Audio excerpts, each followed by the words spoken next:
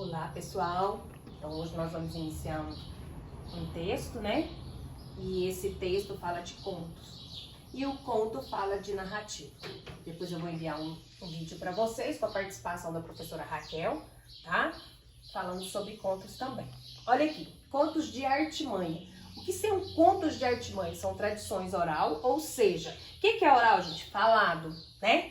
Oral vai ser algo que foi conversado. Oral, ou seja, foram transmitidos de geração em geração. O que é geração em geração? De pai para filho, aí o filho para outro filho e assim segue, né? Que fica um conto que alguém vai contando da família para o outro vai contando para o filho, quando tiver filho, vai contando. E isso é geração em geração.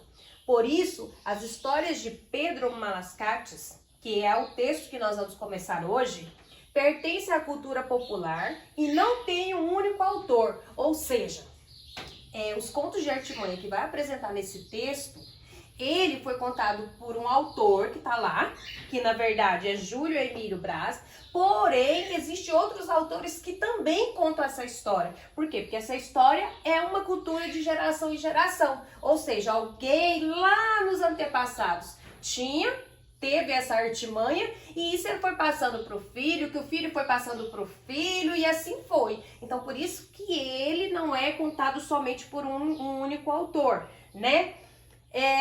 As pessoas ouvem essas histórias e a transmitem oralmente ou por escrito, como fez o autor Júlio Emílio. Ou seja, para que ele escreva alguma coisa que veio lá de geração passada, lá dos tempos anteriores, que foi contando de geração em geração, ela é contada oralmente.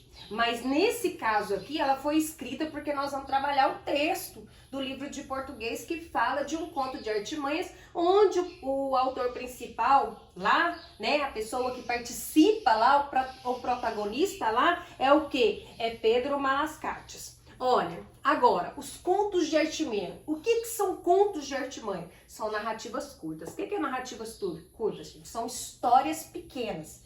Por quê? As histórias grandes são novelas, que existem capítulos, né? São filmes que duram uma durabilidade maior. Agora, os contos de artimanha, não, ele é muito pequeno. São narrativas curtas. Apresentam situações nas quais os personagens principal, o que vai participar lá, o principal é humano ou animal. Então, a artimanha vai ser contada por uma pessoa ou por um animal. Alcançar um objetivo. A esperteza do protagonista. Ou seja, o que é esperteza, gente? Uma pessoa que acha-se que pode contar algo que vá te convencer que aquilo é verdade, né? A artimanha dele é essa, a esperteza do protagonista. O protagonista é o autor principal.